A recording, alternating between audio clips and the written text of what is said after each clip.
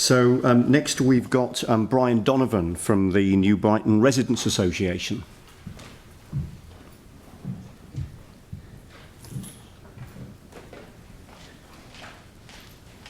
Good morning, welcome to the table. Thank you very much indeed for joining us. Yeah, thank you. Just before you start the clock, actually, I will refer to the previous, or the Horsewall Residents Association. I agree with their venture, which is to take the meetings of residents associations from just rooms out into the public forum. So I congratulate them on that, and that's exactly what we're planning to do. Instead of waiting for people to come to us, we'll be looking to go to them. So that's the new way forward. All right, thanks council and councillors, mayor, and for listening to us today. So as you know, I represent the New Brighton Residents Association, or NIBRA, covering the central area of this great seaside suburb, and we are technically saltier than the Central City Business Association, but I'll come back to that. So let's start with the proposed rates level. We agree that it should not be zero. Our limited surveys have shown the vast majority of Eastside ratepayers and residents have expressed far more dissatisfaction with the state of our services, including water, roads, footpaths and state of more than rates.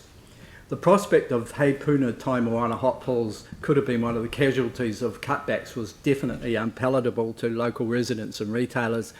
Anyway, that debate is now academic. But the New Brighton Residents Association believes whatever the rates level the council determines, some focus should be directed to those who are struggling to minimise effects. For instance, not imposing penalties for late payment would be a good start. The Coastal Burwood Community Board correctly submits the gateway to New Brighton is spoilt by the poor state of the connecting roads and bridges and wants planned works around both, particularly the Pages Road link, brought forward rather than put back.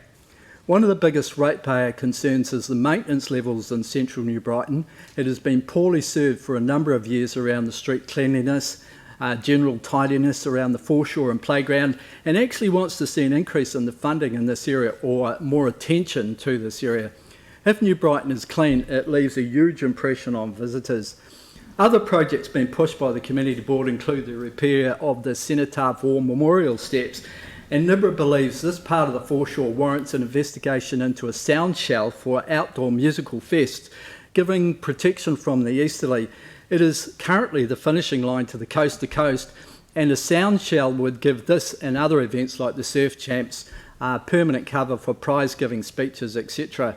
An upgrade here would complete the southern end of the exciting foreshore, extending from the rebuilt $1 million New Brighton Surf Club, south along the ocean fringe of the pedestrian-only Marine Parade upgrade, and follow through the hot pools, playground, pier, library, and the clock tower, etc.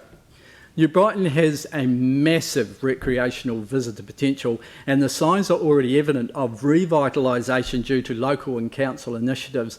Sadly, looking across the road from the foreshore is the remnants of a once bustling retail catchment, declining unabated over the last 30 years.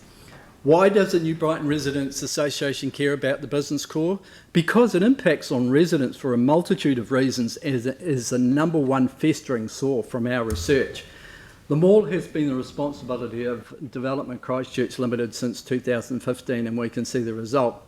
The residents agree with the Community Board asking for the Council to look into the development contribution relief for suburban commercial centres, namely the New Brighton Mall. This is just one step enticing developers on board. The Community Board wants the New Brighton public realm funding brought into the annual plan for the city, with priority given to the Aurum Ave extension. This action has been neglected since being identified as a key part of the mall revival since 2015 and overlooked year after year since. There are a number of significant benefits for the mall around this move and will encourage investments along the north-south orientation and mark the western border of a compressed retail area. The New Brighton Residents Association agrees with Mayor Leanne Dalzell's apt comment, I think it was just used previously. The sum of the whole is greater than sum of the parts. The whole in this case is not the mall as you might think, but the whole SALT concept alluded to by Mike Perkowski and the Central City Business Group. This inner-city template can be applied to New Brighton as its strategic hyper-local focus is what we need. The key being the replacement of DCL with a locally driven charitable trust charged with stimulating a rebirth of the mall. The shrinking of the mall as a result of the Oramav extension will give the mall 4 distinct boundaries within which SALT principles can be applied and a spicy flavour unique to New Brighton. We have the people, we have the passion, the perseverance in New Brighton, but unlike CCBA, don't have the resources or money. And if 500,000 is peanuts, as Mike said in his very good submission, we will have some of those peanuts, please. New Brighton understands the need for financial austerity, but not austerity around progression and ideas. Well done. Thank you. And once again, that filled the 5 minutes available perfectly, but thanks for a comprehensive and quite visionary submission. Thanks very much indeed. Thank you. Thank you.